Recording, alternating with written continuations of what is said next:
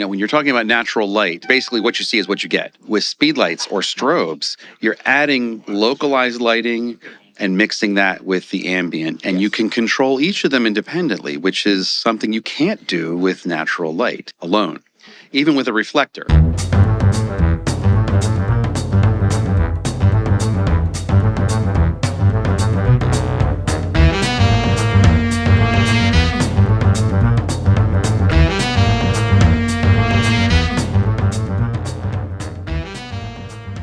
Greetings and welcome to the B&H Photography Podcast. My name is Alan Weitz. And I'm Jill Waterman. Today's show is all about you working pros out there who have a penchant for controlling light. We're bringing you back to B&H's 2023 Depth of Field Conference for insightful conversations with two Speedlight whisperers, Canon tech rep Eric Stoner and Nikon Ambassador Joe McNally. We're going to start with Eric, who offers tips on improvising with speedlights and colored gels for a high level of control and maximum efficiency. After a break, Joe McNally talks lighting while also looking back on his career trajectory as compiled for his latest book, The Real Deal, Field Notes from the Life of a Working Photographer, which he wrote during COVID. But first up, here's Eric. Okay, we are on Depth of Field 2023 presented by B&H Photo, and we're with Eric Stoner. And Eric had a little talk about a blast of color with speedlights. Yeah. You're a proponent of speedlights, eh? I love speedlights, yeah. So I'm one of Canon's main go-to guys for speedlights, probably because nobody else wants to talk about it. So by default, but I love them, and one of the main reasons is just the control that you have. I mean, everybody talks about, they got to have most of the power that they can in a big strobe. And I didn't want to carry all that around, but I figured out, how to work with speedlights and have them be so efficient that you can pull off some amazing stuff. And then I started getting into gels and figuring out those things and how to get the best color saturation out of them for impact and matching colors with what particular model has in the wardrobe and just giving that stunning look to a portrait, but not for everything, but it does make you look at it a little longer. And I think when somebody looks at a photograph a little longer, instead of just looking at it and walking away, you've succeeded. Well, again, you said it's not perfect for everything, or alluded to that, and I think that's an important thing to say because photography has tools. And every tool has a specific job. If your car has a problem and you go to your mechanic and your mechanic only has a flathead screwdriver and a pair of pliers, there's a limit to what kind of servicing and repair this person can do. However, if they have all the right tools, figure out the problem is, take the right tools, and then you could do the job properly. And I guess it's the same thing to take with speedlights. Obviously, you're not going to shoot, you can, but you shouldn't shoot, say, 15 people in one portrait, spread apart in different depths. It would be pretty difficult. It'd be easy to do with larger lights. Correct me if I'm wrong. Well, the expression goes, there's a tool for everything. Yeah. Just because you can doesn't mean you should. Exactly, yes. Right? So, yes. I think of Photoshop often when I think of that phrase, but, yes, you could do it with speedlights. For instance, one of the photographs that was in my presentation was at a hotel in St. Louis at Union Station, and they've got these walls with these indentations with glass block on the inside. There's 9 of them. And so we put a speedlight with a color gel in every one of those holes, if you will. And then we had a model that was posed quite a bit away from that. So you had this dynamic color. And this was one of those situations where just because we can, we did. Exactly. It ended up being 11 speedlights that we used. And everybody goes, oh my gosh, how can the average person afford 11 speedlights? Well, it just shows the capabilities. Well, the average person, but then again, somebody who would need those things to get a job done, you're assuming you're being paid for that. Now, photographers spend a lot more money on certain gear than they would for a dozen speedlights, which is not cheap. But even if you look at studio lights, that could be a starting point for some people. But it's the right tool for the right job. And again, if you use these tools correctly, you could milk a lot out of them. Something I'm kind of curious about, one of the limitations of speedlights is the fact that the light source itself is small compared to a larger studio light. What are some of the light modifiers or add-ons that you like that give a large light look to speedlights? Is there anything you could point out? Well, you don't even need a modifier. I mean, even with on-camera flash, just bouncing it off of something else gives you that large light source. Granted. In my presentation, it was kind of funny. I had this $2.99 shower curtain that transmits light. And, you can have this little light source either bouncing into the white shower curtain or put the Speedlight behind the shower curtain and illuminate the whole thing and create an enormous light source that is beautiful, soft light. But I did mention, I said, listen, we all should go to B&H and buy the proper softbox, but it's always good to carry a shower curtain in your bag just in case. Sometimes a little plastic water cup, frosted plastic, could also. There's so many different modifiers, and it's, They were real and they were improvised. And again, Sure. that's one of the things. I think improvisation is part of the creative process here too. Like you mentioned, putting speedlights into indentations in the wall. You basically created a wall of light in a sense. You created a light bank in a sense, to a certain extent. To a certain extent, but they were all gelled, so yeah. that was mainly just for funky effect. Then we lit the model with traditional soft boxes, and like I said, there was 11 Speedlights. Right. 9 of them were dedicated to this wall, but the other ones, we turned those off, and then we built the portrait one light at a time so everybody can see exactly how the process works.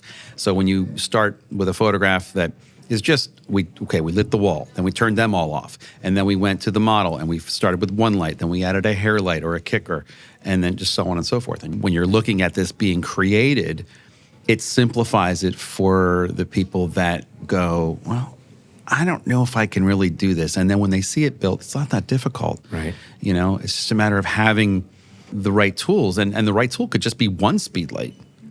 You could do a lot of different stuff with just one light. So your imagination is the limit. Now, how has the efficiency of modern imaging sensors affected your shooting with Speedlights, if at all? In other words, you could shoot under ridiculously low light right now and get very acceptable images. Some people say that I don't need to light with a flash anymore because my camera sees everything anyway. So, yeah, that's a really good point. The ISO range of the cameras has gotten so good, and the noise levels have come down so far. Yeah. It's tremendous. They're great tools. However, when you're talking about natural light, basically what you see is what you get. WYSIWYG. Right. With Speedlights or strobes, you're adding localized lighting and mixing that with the ambient. And Yes. you can control each of them independently, which is something you can't do with natural light alone.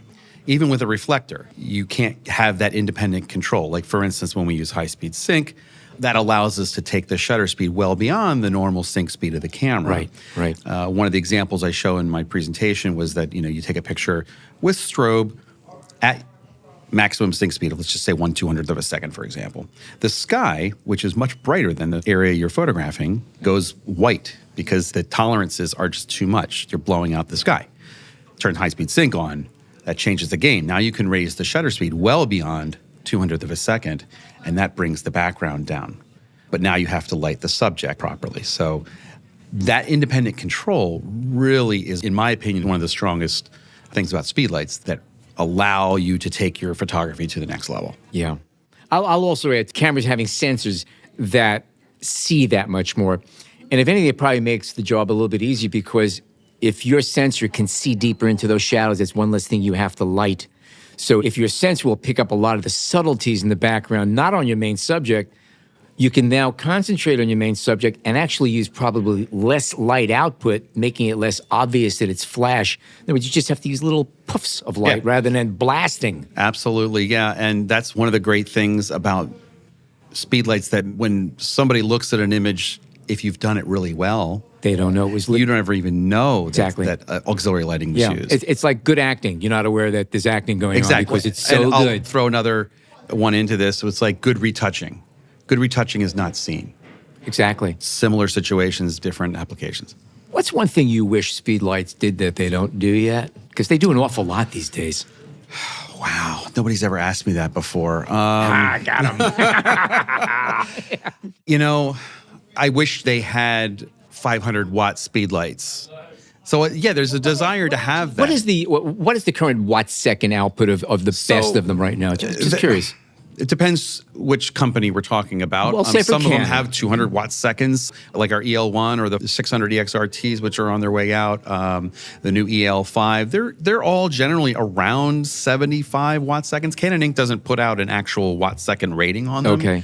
But they're around that 75. Now, you could do a lot with that. So the answer to everything is it depends. Gotcha. And so yeah. to have all the tools, if you have an older camera that doesn't have the sensitivity range that you're talking about, right? New Speedlight with an older camera that doesn't have all those sensitivity tolerances now that have just blown everything out of the water in a great way.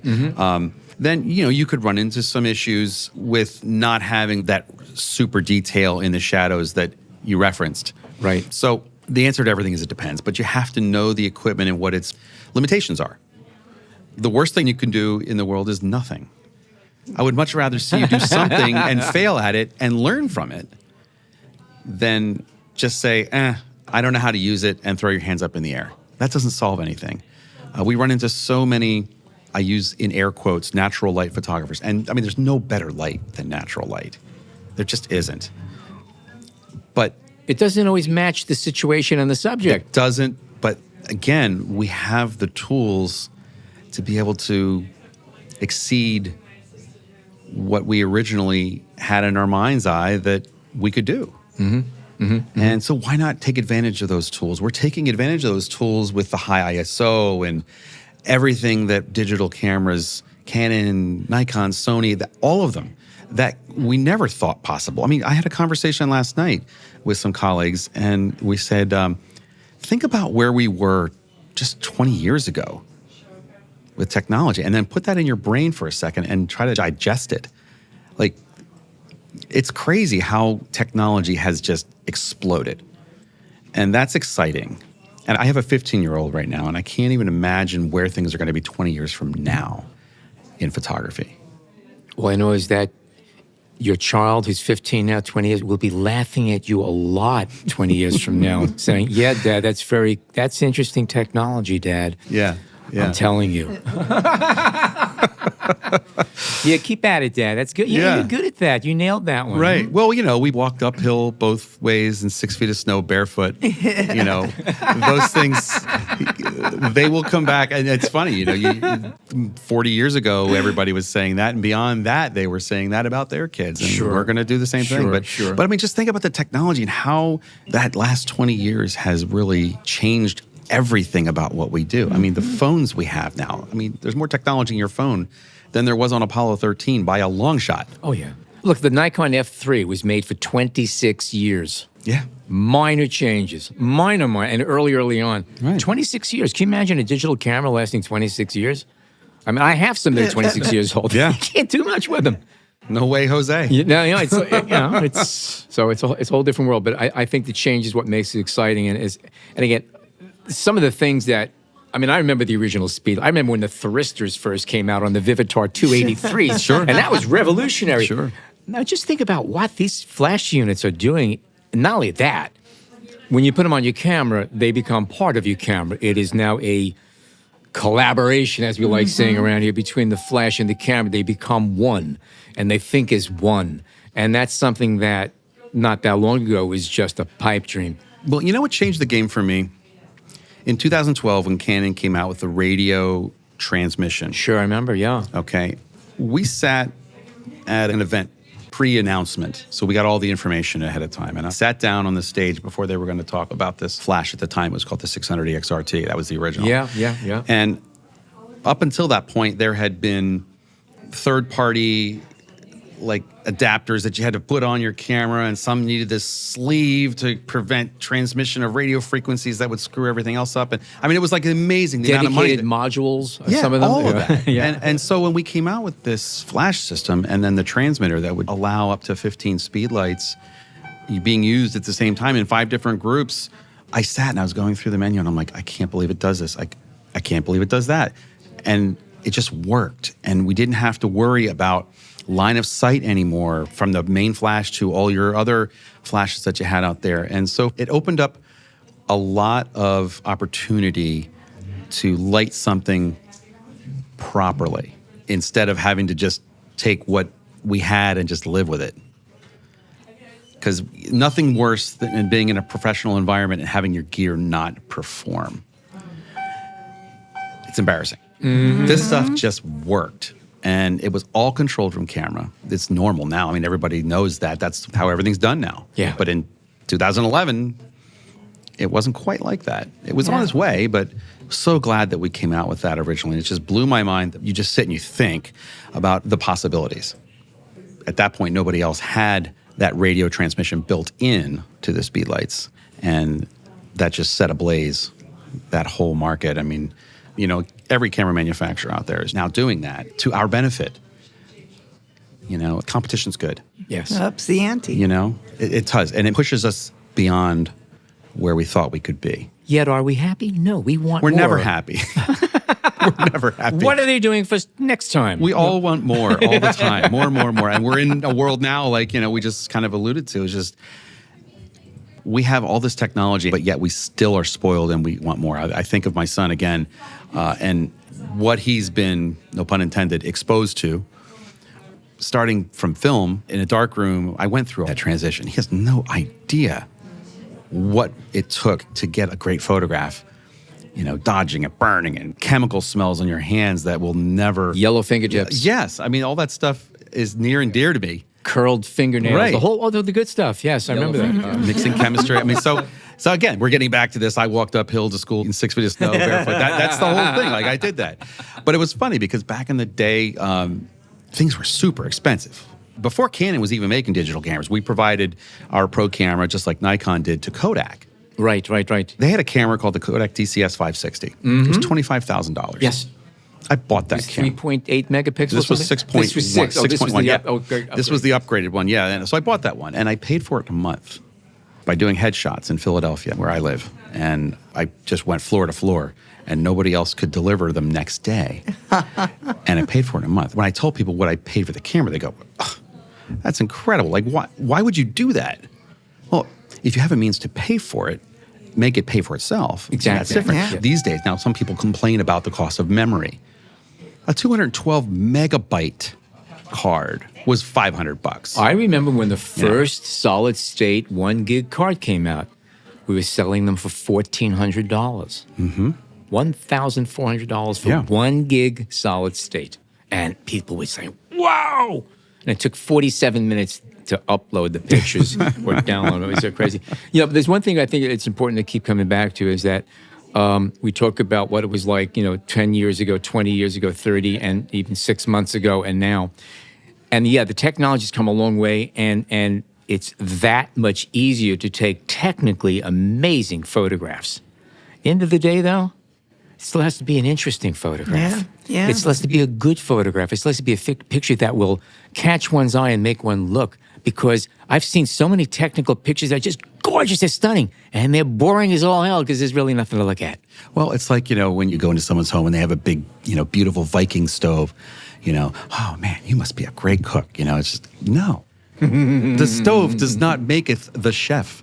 Yeah. So it's very similar in photography and a lot of other disciplines out there. The greatest camera in the world is not going to help you if you don't learn some of the tools to creating a great photograph. And that has sometimes nothing to do with lighting. It has everything to do with emotion. I was just going to, that's the word, emotion right there. Sure. What moves some people, and what moves some people isn't going to move other people. So that's another one of the things that I say all the time is the answer to everything is it depends. And then one of our former Canon explorers, Light Hansen Fong, has said to many people when he teaches, beauty's in the eye of the checkbook holder. So perfect. Yeah, right. Perfect. So what's worth, $1 million to some is worth nothing to others. Yeah. So Yeah. Great point. that's what makes us all different, right? Great point. Yep. So what did you do with that old Kodak camera? They go for about 125 on eBay right now. Oh man, really? Yeah. Now, when I knew it was going to go south, I unloaded it. But I mean, there's always a market for everything. I mean, sure. Years it's a ago, museum. right? Well, they're actually, people are now looking at those as collectibles right now. People are starting to snap them up. Yeah, I mean, at Canon headquarters, we have a whole Canon museum wall of the cameras, and I can't remember if that camera's in there or not, but I did see it on display somewhere. It might have been at a museum here in New York City, but there it was. And I'm like, I used to have that camera. Those were big cameras. But They were huge. It was a Canon 1N, and then they had this whole thing on the bottom of it. It was like 8 inches Yeah, it was underneath like a refrigerator attached to the bottom, a small cooler or something, you know? Right. But I mean, they're, again, at the end of the day, they're just tools. That's it. So Exactly what it is. And I love to teach about learning the craft, learn composition. If you photograph people, now that's what this conference is about. Yeah. Learn how to relate to people. Connect, right. That's a great word. And unfortunately, there's some people that just don't have that ability to connect with people. And I used to be a really shy guy. And then I got thrown into the world of photographing elementary schools. So 650 kids a day you have to photograph, and you get out of that shyness really quick because you got to be done by the end of the day. You know, there's no coming back. So that really taught me how to work with people and evoke an expression or an emotion and make them feel relaxed. I always say, don't practice how to smile, practice how to relax. You'll make more money that way if you're in this professionally. And I photograph a lot of children. And one of my favorite things to do is pick the longest lens that I possibly can to photograph them within reason. Now, I use not a very common lens in the Canon world, but it's the 200 millimeter f2. Oh, yeah, sure. Beautiful lens. Yes. And I use it because it looks so different than any other lens anybody else is using. But it also separates me from the child or whomever I'm photographing. I use the word child in this example because that's a lot of what I photograph. You know, what happens when you put a camera up to your eye in front of a child? What do? Or what do they say? Cheese, right? It's come up We're okay. programmed as kids to say cheese. Or at least smile. Again. Stop what you're doing and go into photo mode. Exactly. And what's natural about that? Nothing. And so I got the mom behind me going, come on, give me a real smile, Johnny. How does a 3-year-old know what a real smile is? And so I say, Johnny, why don't you go over there? Get as far away from me as possible. I don't want to be anywhere near you. You know, parents will laugh. Oh, you don't want the kids near you. I get it. Oh, yeah, I don't want them near me either. But guess what? When they've separated from the photographer, now all of a sudden the walls are down. They don't realize you're there. They're being themselves in their world, and they're doing their thing. And I'm just an observer. And that's when the magic happens for me. And that's one of the success areas that I've had in photographing children, is getting those natural expressions where I don't have to, you know, contrive something or ask something of them. But I am talking to them all the time, and, you know, we'll play. And that's all a kid wants to do is play. Sure. So, nothing to do with Speedlites, but however, it's all about photography. it is. It all runs Actually, full circle. spinning that another way with the idea that good photography is all about a relationship, and working with a speedlight or any kind of flash is a little bit jarring for the model or the subject. Are there any approaches you would use to try to lessen that level of surprise or So discomfort? are you saying or, using speedlights Yeah. with children? So I don't often use speedlights for children. well, not just children, but any model. So that- just having like the overload of, okay, I got all this lights and Right. gear pointing at me. I mean, listen, most of us aren't models. And when it comes to having your picture taken, we put up a wall. Unless you're a model and you're used to this every day, we put up our walls. And so one of the techniques I use a lot is I get them off the topic of having their picture taken, and I start asking questions about them or something that they may like, that they get excited about. And all of a sudden, we are having a conversation. We're friends now. We're not me against you trying to get a good picture so you'll pay me for it. That's not my goal. I'll get there, but we have to talk. You have to be a student of observation. So when I meet somebody for the first time, if I have to photograph them, if I haven't met them prior to the time I'm photographing them, I'm constantly scanning. I'm looking for things that I can bring up. Like if they've got something on their phone or whatever, they have a phone case that has a golf ball on it or something, I'll bring up, oh, do you like golf or whatever? And he goes, yeah. And then we start talking about the trip that they had. And all of a sudden, now we're not talking about photography anymore. We're talking about something that they like. And all of a sudden, walls come down and we're relaxed. And that, I think, is the key that many photographers miss. They're so hung up on the gear. right. Yeah. that they lost sight of what is really important. So whether it's speedlights, strobes, or reflectors, or just nothing, you're just photographing somebody on the street. That's why I use a long lens. Right. That's something that works Useful, for me. yeah. My way's not the only way. Everybody has their way. So you have to choose your path. See what works for you with your Right. method and your the way you are. We all get through this differently. Yeah. But I think getting people to relax is one of the keys to Yes. having a great portrait. Yep.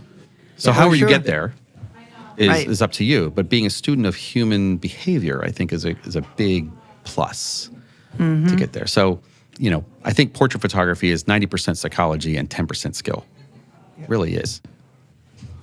Good point. Yeah. Excellent point. Eric Stoner, thank you so much for joining us today. Yeah, thanks for inviting me. Now, if our listeners would like to catch up with your work, where can they go to? So my Instagram's Eric Stoner Photo, so EricStoner Photo, PHOTO.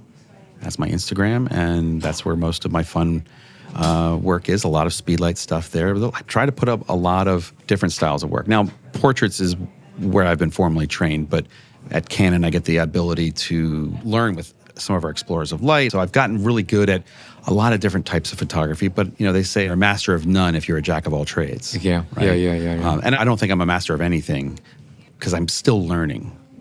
35 years as a professional, I'm still learning, and I want to continue to evolve. That's the best way to be. Joe McNally was on the other day with us, and he was very honest. He says, I'm a generalist. I'm coming home with a picture they can use, and that, at the end of the day, is what counts. Yeah, what do they call it? Chutzpah?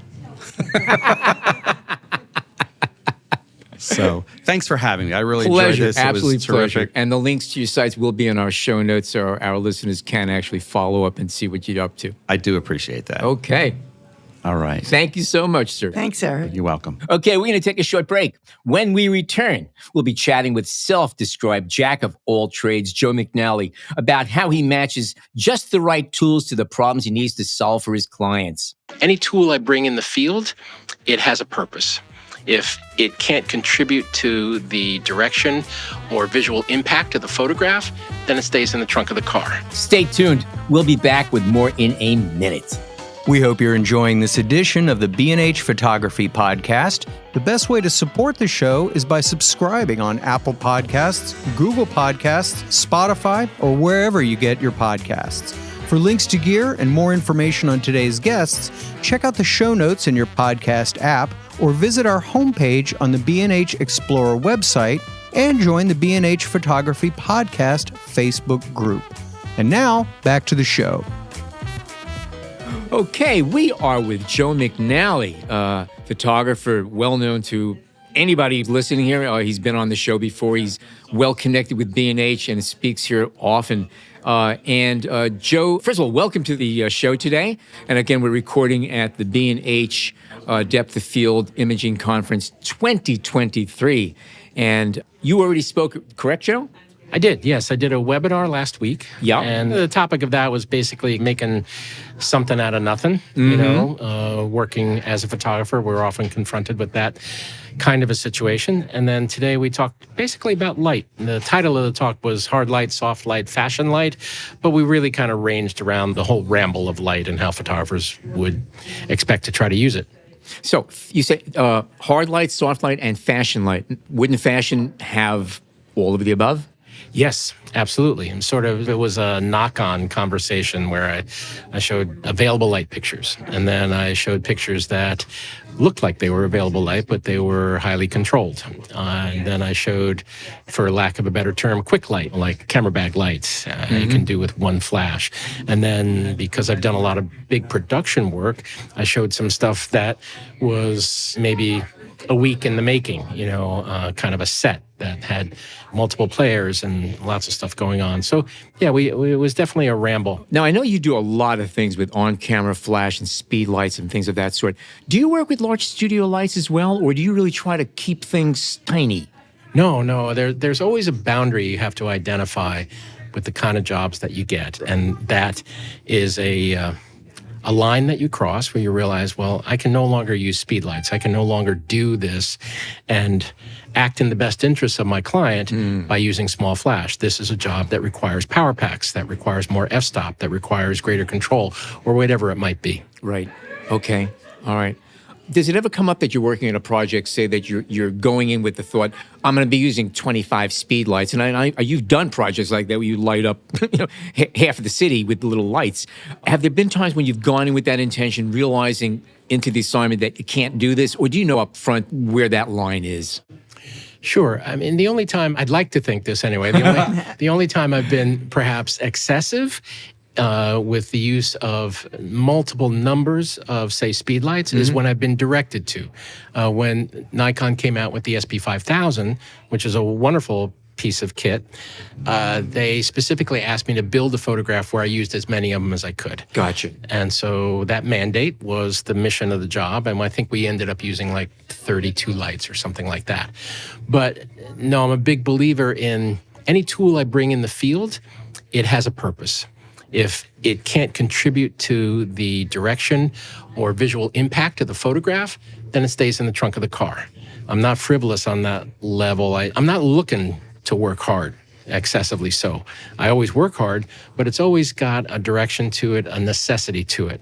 What gives you more satisfaction? A photograph that is obviously, there's a lot of light that's been put into there and a lot of effects, and it's really been built up and a lot of thought went into this, as opposed to a photograph that almost looks like it might have been available light, yet is shot with electronic flash under very control, like good acting. Good acting, you don't realize you're watching acting. You're watching, you believe it.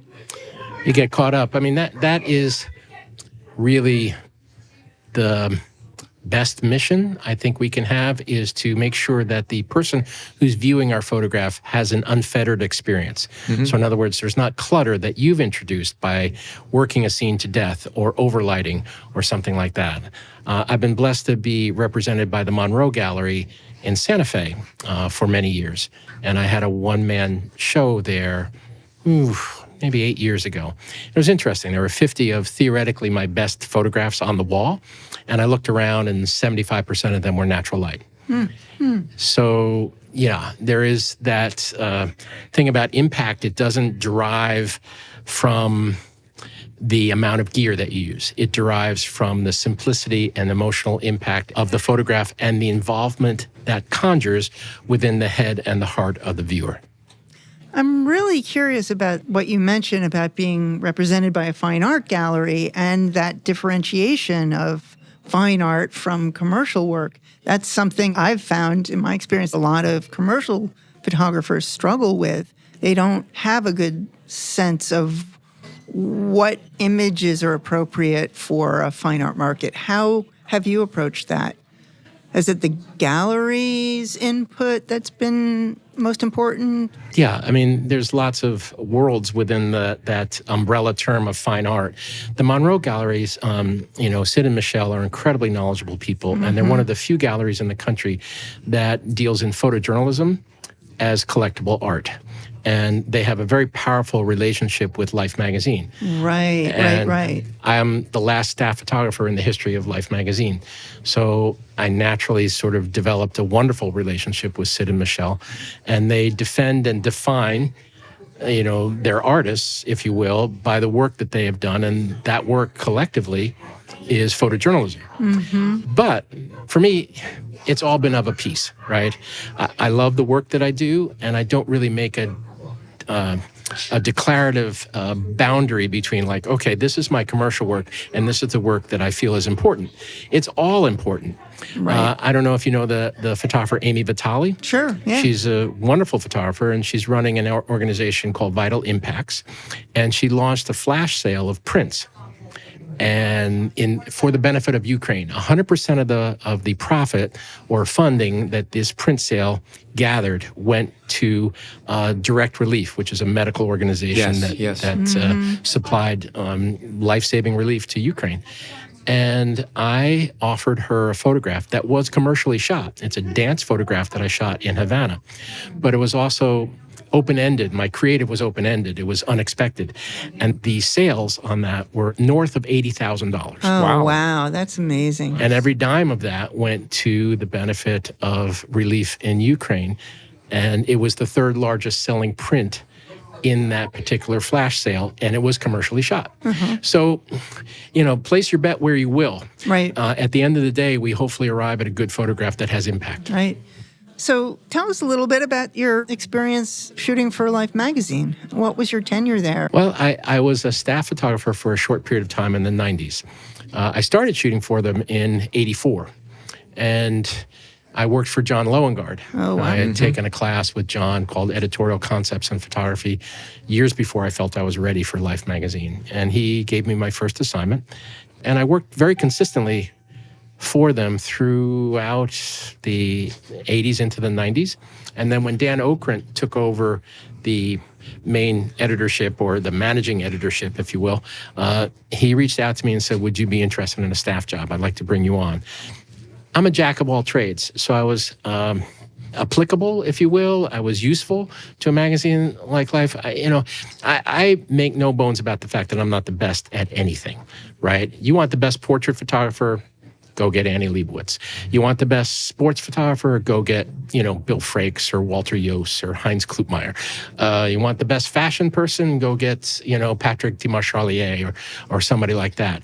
But here's where I am valuable. I'm pretty good at a lot of stuff, which made me very useful for a magazine like Life, which was a general interest magazine that had stories about celebrities, sports, news, science, technology, trends, culture, and I was the same thing at the Geographic. I worked for Geographic for 25 years, and I became kind of their, fixer, photographer. I mean, I would get stories that nobody else would want to do. Stories that had a little bit of reportage, a little bit of concept photography, some portraiture, some this and that and the other thing. And I thrived on that. I enjoyed the variety of interest. And I had been a contract photographer with Sports Illustrated for a number of years, but I moved off of that because I just didn't feel like my entire world was going to be wrapped around the world of sports.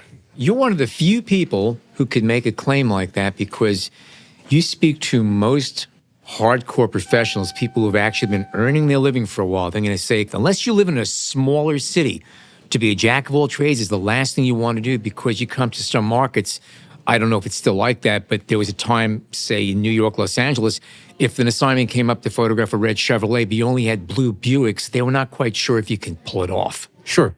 That's still a little bit of an inclination in the world of advertising and commercial work, that they want to see apples if they're photographing apples. Yes. You got to have that in your portfolio. So I will say this, I'm blessed. I'm still shooting jobs. Like in 2 weeks, I'll be in Romania shooting a corporate job. And I'm still accepting work. A lot of it is marketing now. It's in the realm of, say, medical technology, science, those kinds of things. Heavy industry. I've always fascinated by heavy industry. Those kinds of things still come our way. The idea of being a generalist for magazines, that's a train that's left the station. Yeah. I never could have conceived a world now that we live in where Sports Illustrated basically doesn't exist. Mm-hmm. Life magazine is gone. Newsweek magazine is gone. ESPN, the print magazine, is gone. These are things that when you're kind of like not looking forward too much, maybe you're younger and you think like everything is going to be kind of like this forever. No, right. You have to adapt. You have to change. National Geographic, look at National Geographic. It's owned by the Walt Disney Company, and I've seen covers of the Geographic lately that are basically just a billboard for Disney World. They bill Walt Disney World on the cover of the National Geographic, which to me is astonishing. Who could have thought that 20, 30 years ago, when that venerable, tract of geography that was bordered by that famous yellow would be used as an advertisement for an entertainment company. Yeah. A lot has changed. Yep. But timing is everything, and that period of time where you were basically cutting your teeth and learning all those skills really paid off. Oh, yeah, absolutely. I started as a newspaper wire service photographer. I went to the New York Daily News right out of school as a copy boy, which was ridiculous, and I wrote about that experience. Entry-level into New York City attempting to be a photographer. I just did a book, The Real Deal. I wrote it during the pandemic. It was Excellent book. I have it. small silver lining of the pandemic is I actually had some time to write. And that Nice. formative experience of bouncing around in New York, literally bouncing around and taking home almost no money and trying to get pictures in the newspaper, shooting a baseball game, a press conference, chasing a politician down the street, whatever it might have been, that's all very formative. Sadly, that's not an experience that's available now to young photographers because newspaper wire service work was great training. My first job out of school, I left School of Visual Arts a few weeks earlier because I was offered a job by Arthur Rothstein at Look magazine, washing and drying prints in the darkroom, and I jumped. Sure. 5 months later, I was asked to assist Doug Kirkland on what would ultimately be the last cover of Look magazine. Wonderful. And that was the end of it. So I had 5 months experience there, and that was my taste of there. And then from there, again, I just jumped into the rest of it. And yeah, that world does not exist anymore. No. Art was a great guy. He looked at my portfolio 100 years ago. So tell us a little bit more about The Real Deal. Are there pictures in it too? Oh, gosh, yeah. Yeah, it's filled with pictures. It's called The Real Deal, Field Notes from the Life of a Working Photographer. And we specifically chose that title, Working Photographer, because there's a lot of claims to be a professional photographer now that are not really valid. So the one thing that's been a constant with me throughout this entire arc of my career is I have worked at this. It's a job. You've earned a living with your cameras. Exactly. Put kids through school, paid mortgages with nothing but a camera in my hands. Still doing it. It's the only thing we do is photography. Yep. And is it published by a main publisher? It's published by a small boutique publisher, a wonderful publisher called Rocky Nook. Oh, sure. And a dear friend of mine, Ted Waite, was my editor, and we collaborated on it. And, again, the pandemic was a horrible experience, but the one thing it did give me was some time. And the book is good. I have a copy of it. It is a wonderful book with a lot of very good tips and information. Some pretty good photography, too, I might add. Not bad. You win some, you lose some. Yep. I've been a fan of the books you've written for a long time. Thank you. So, Joe, aside from the book, are there any other projects or upcoming workshops our listeners might want to hear about? Sure. It's a pretty exciting and very full year, which is great news. I have a pretty amazing summer lined up. I'm heading to Estonia, which is a place I was at very briefly and always wanted to go back to. So I have this wonderful opportunity to teach in Estonia. I'm working with a group called Kursil, and we're teaching in Estonia on the ancient island of Saaremaa, I believe it's pronounced. And there's an ancient castle there. We're going to do a week of solid lighting, portrait workshop kind of a thing, fashion, character portraits, and we've got a beautiful array of models and just an astonishing setting. So I'm very excited about that. And after that, I'm in Africa for a couple of weeks teaching in a safari setting. And that's pretty great. I mean, I've been in Africa any number of times, but this will be the first time I'll really, really concentrate on wildlife, which is wonderful. And then in the fall, kind of the pinnacle of our fall is a destination workshop to Costa Rica. And a couple of spots just opened up on it. And we're calling it From the Coast to the Clouds. So we'll be on the Pacific coast for about 3 days at a wonderfully beautiful and funky boutique hotel where we own the entire hotel. So there'll be no other guests except our workshop. And then we go up into the clouds in the cloud forest and stay at a lodge called El Silencio, which is just magnificent. And again, it's a small place, so we own it. We have just quote unquote bought the hotel out in its occupancy, so it'll just be our group. And the opportunities for wildlife, landscape, scenery, birds, and portraits, dance, fashion portraits, modeling, all of that is in a jam-packed 9 nights, 10 days in Costa Rica. That sounds amazing. Can you pack me in your suitcase? Well, the great thing is I'm able to teach with my fellow Nikon Ambassador Tamara Lackey, and she's a wonderful teacher cool. and a photographer and a great friend. She's also, like whiz at Photoshop, which is not my strength, so much. So we make a good team. We make a good tandem. That's so cool. Are all workshops the same in terms of the number of students and things like that, or does it vary? It varies. We are trending towards running smaller groups, and the overall capacity sometimes is affected by spouses. Sometimes spouses come along, so we tend to be a little bit of a bigger group, but they aren't. The spouses are not necessarily the photographers.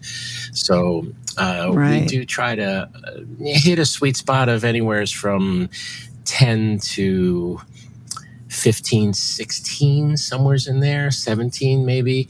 But for instance, with Costa Rica, it's 2 instructors, Tamara and myself. So we really are well staffed. And the keynote of what we try to do is control of our environment. I.e. in Costa Rica, we bought out the properties. So it's just our photographic group living and working in this beautiful resort. That's fabulous. And I assume you have all the details on your website. And, absolutely. Yeah. And we'll be posting everything on our show notes so listeners can check out all of the information there as well. Thank you so much. Yes, it's joemcnally.com, and you just go to the button called Education and Events, and I'll bring you to our listing of workshops. Cool. Excellent. Well, Joe McNally, thank you so much for joining us today, and safe travels. All right. Well, thank you very much. It's been an honor to be invited, and, hats off to B&H. Okay, that's a wrap of another fine episode. We'd like to thank Eric Stoner and Joe McNally for joining us, as well as all of our colleagues at B&H who put together another great depth of field conference. And if you like what you heard today, subscribe to the B&H Photography Podcast on Apple Podcasts, Spotify, or wherever you get your podcasts. You can also find us on the B&H Explorer blog and on the B&H Photography Podcast Facebook group, where you can share your favorite photos and comments about the show. I'm your host, Alan Weitz. Jill Waterman is our senior creative producer. Episodes are recorded, mixed, and edited by technical producer Mike Weinstein. Our executive producer is Jeremy Weiss, and our editorial director is Sean Steiner. On behalf of all of us, thank you so much for tuning in today.